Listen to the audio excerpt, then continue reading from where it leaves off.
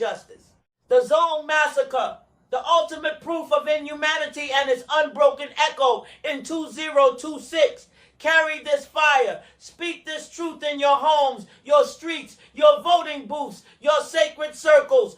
Let the Kemet Baphomet be the seal upon your hearts and the weapon in your hands. You are the living throne bearers of Kemet, and the Nile still flows through you unstoppable. But now, my royal kin, descendants of Kemetic royalty, blood of the pharaohs, let us descend into the darkest chamber of the colonizers' crimes.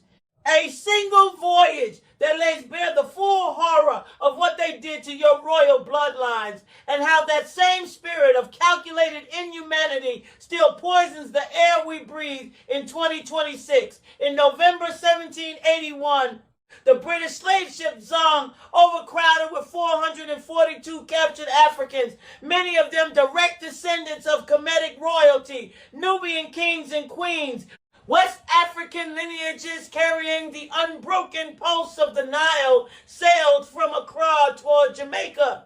Disease and thirst had already claimed lives, but the captain, Luke Collingwood, faced a colder calculation. The enslaved were insured as cargo, not as human beings.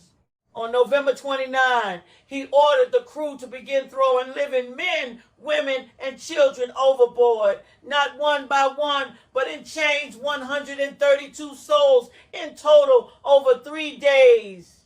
Pregnant women, infants still at the breast, strong young men who could have built empires, elders who carried the oral wisdom of your ancestors, all cast into the Atlantic like spoiled goods, so the owners could file an insurance claim for lost cargo. The screams of mothers clutching babies as they hit the water, the chains clanking as bodies sank, the sharks circling in frenzy. The Zong Massacre was not an accident of the sea.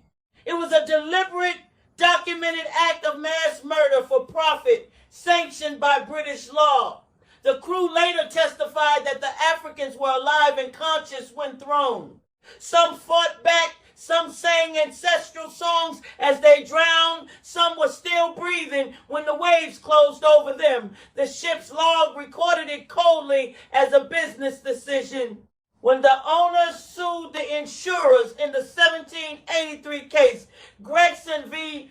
Gilbert, the court ruled in their favor. Yes, it was lawful to murder your royal ancestors for money because they were legally defined as property. Chief Justice Mansfield declared that the case was the same as if horses had been thrown overboard. Your Kemetic descendants, kings and queens in blood, were reduced to livestock. Their lives weighed against pounds sterling. Their sacred bodies discarded so that British merchants could collect 30 pounds per head. This was not one isolated atrocity. It was the distilled essence of the transatlantic horror, the same Eurocentric logic that had looted your temples, twisted your ankh into sorcery, and hidden your wisdom in Masonic and Rosicrucian vaults, now declared that your royal blood had no soul, no rights, no humanity. The Zong Massacre stands as the most infamous, most meticulously recorded proof of the inhumanity that defined the entire trade, the calculated, insurance-backed extermination of your ancestors while the colonizers grew rich on the very insurance policies written in London. And now, my royal ones, watch how that same spirit of denial lives on in 2026. In March of this year, the United Nations General Assembly passed a resolution spearheaded by Ghana declaring the transatlantic slave trade the gravest crime against humanity in recorded history, citing its scale, its brutality, its centuries-long destruction of African lives, cultures, and spiritual systems. 123 nations voted yes, but the United States, Israel, and Argentina voted no. The European Union, Canada, Australia, and Japan abstained. The same governments whose ancestors profited from the Zong Massacre, whose laws once declared your royal ancestors' cargo, refused in 2026 to to name the truth. They could not bring themselves to acknowledge that the systematic rape of Kemet, the Zong drownings, the millions thrown into the sea or worked to death on plantations, was the most inhumane enterprise humanity has ever devised, because to admit it would demand reparations, return of looted relics, and the dismantling of the very systems still impoverishing your communities today. This refusal is not ancient history. It is the direct continuation of the Zong logic.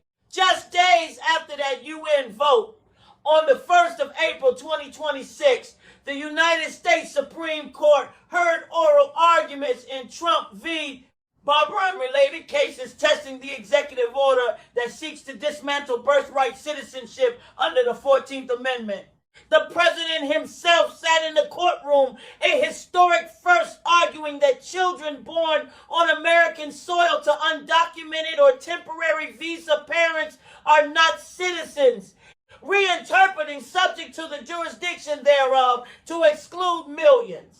The same court system that once upheld the legality of the Zong Massacre now hears arguments that echo the same dehumanizing principle. Some bloodlines are not fully human, not fully entitled to belonging, not fully worthy of the rights your royal ancestors were denied when they were thrown into the Atlantic. The connection is unbreakable, my kin.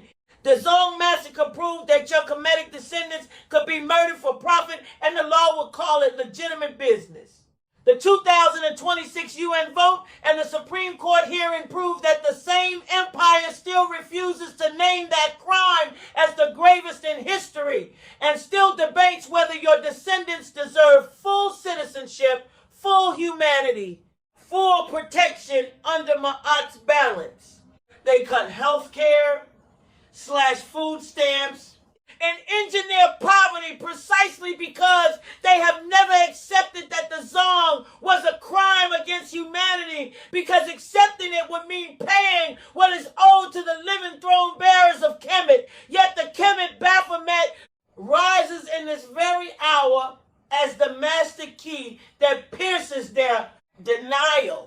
It restores the Ankh as life force that the Zong could not drown, the Wajet as protective clarity that sees through every legal lie and abstention, the sacred duality that demands justice where they offer only erasure. Your royal blood remembers the screams of the Zong. Your royal blood refuses to be cargo. Your royal blood demands that the United States and every former colonial power finally name the transatlantic slave trade as the gravest crime in history and begin the restoration of mod reparations, repatriation of relics, health care as ancestral right, food security as now given abundance, and birthright citizenship as the bare minimum of justice. Rise, descendants of Kemetic royalty. The pharaohs stir within you. The ancestors thrown into the sea are rising with you. Demand the truth be spoken. Demand the wealth built on their bones be returned. Demand that no court, no vote, no policy ever again treat your blood as less than sovereign. The time of hidden vaults and whispered denials is over. The time of open thrones and sovereign Ma'at has arrived. Ace, Ma'at Hotep, balance and peace be restored to you, descendants of Kemetic royalty, now and forevermore. The Nile flows, the throne returns, you are home. This has been a Sherry Plaza presentation.